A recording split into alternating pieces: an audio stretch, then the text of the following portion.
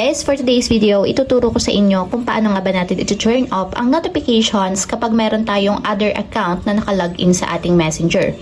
Minsan kasi guys, nagna-notify pa rin sa ating messenger yung mga nakalog out na account sa messenger.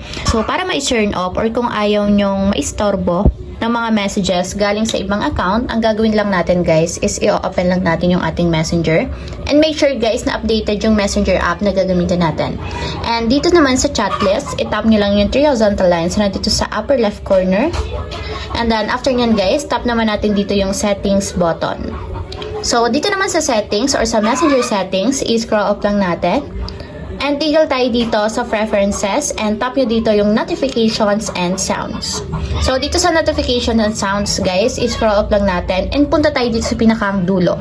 So hanapin nyo lang dito yung notify and background and notifications when logged out. So gagawin nyo lang guys is itutap nyo yung switch button sa right side nya para ma-turn off yung notification sa ibang account. So tap lang natin yung switch button. And kapag ganyan na guys, automatic naka-disable na or naka-turn off yung ating notifications kapag merong naka-log out na account. So ayun lang guys, ganoon lang kasimple.